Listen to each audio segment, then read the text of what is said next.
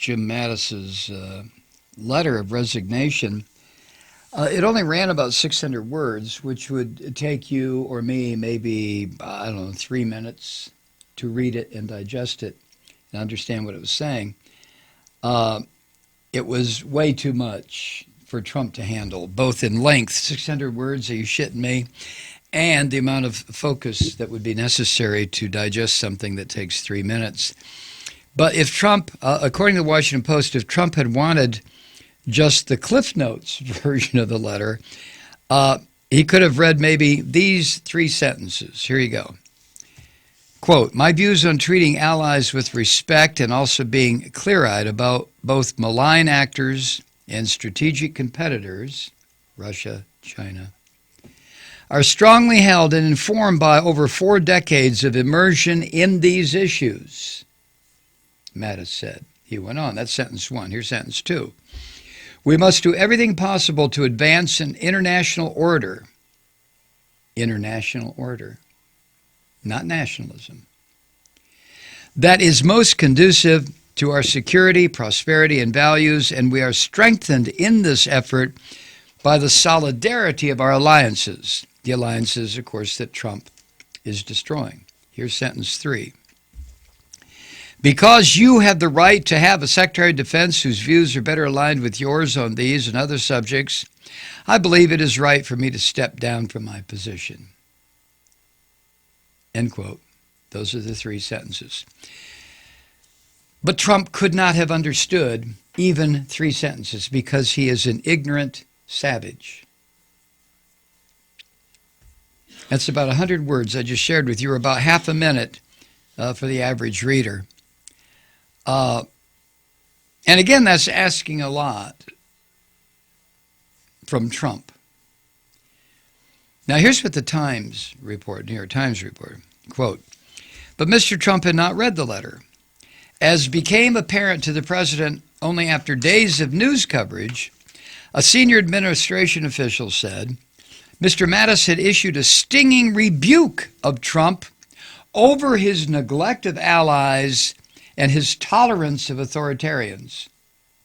See, Trump couldn't figure that out in the letter, with Mattis sitting there reading it to him.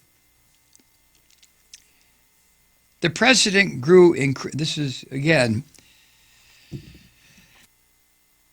according to the Times, the president grew increasingly angry as he watched a parade of defense analysts go on television to extol Mr. Mattis's bravery, that's according to another Trump aide, until he decided on Sunday that he'd had enough. I've had enough, God damn it. So last Sunday, Trump declared that Mattis would be leaving his post on January 1st, not February, as Mattis had intended in his resignation letter.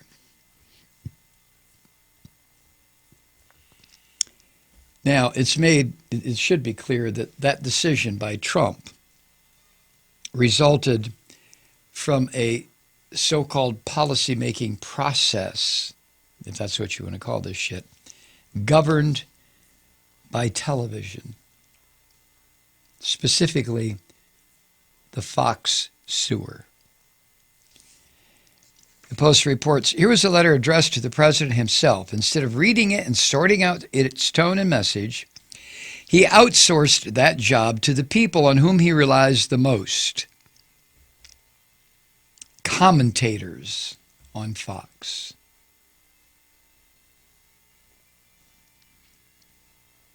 The list of precedents highlighting this depraved dependency is getting unruly.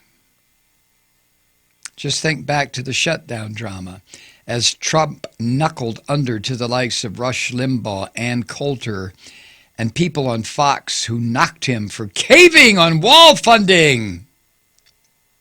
Or all the times that he derived government policies based on what he heard on Fox and Friends in the morning with 3 of the stupidest people on cable television.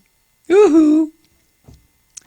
Or the time he vowed to get to the bottom of the land reform situation in South Africa based on a bunch of bullshit he heard on Fox News by this incredibly stupid little man, Tucker Carlson.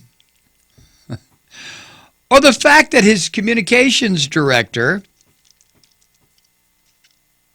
Bill Shine, is a former Fox News guy and a buddy of the stupidest man on television, even including Tucker Carlson, and that would be Sean Hannity.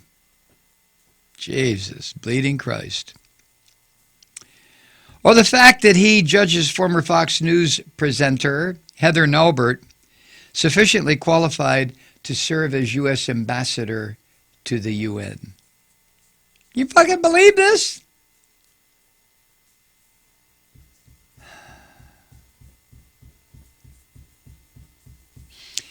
Now, with tongue firmly planted in cheek, Eric Wemple, who's a media critic of the Washington Post, writes this: on one level, Trump's approach to the resignation of his defense secretary makes sense.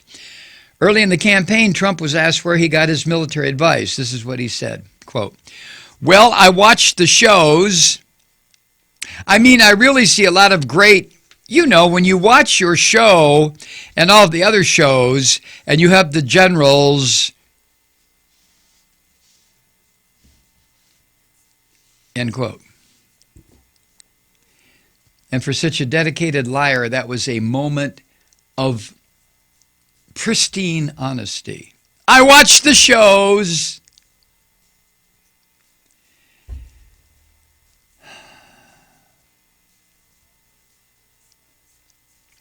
So it's a campaign promise fulfilled. Instead of reading, after Mattis left, instead of reading the goddamn letter and trying to understand what it was saying, he turned to television, to these dork fucks on Fox, to figure out what it was that Mattis was saying. And then he became enraged, and that makes a lot of sense, because cable news is designed to tweak you, to bait you, to titillate you, and sometimes to anger you. It's a dangerous formula, even for folks who read a lot and who are not president of the United States.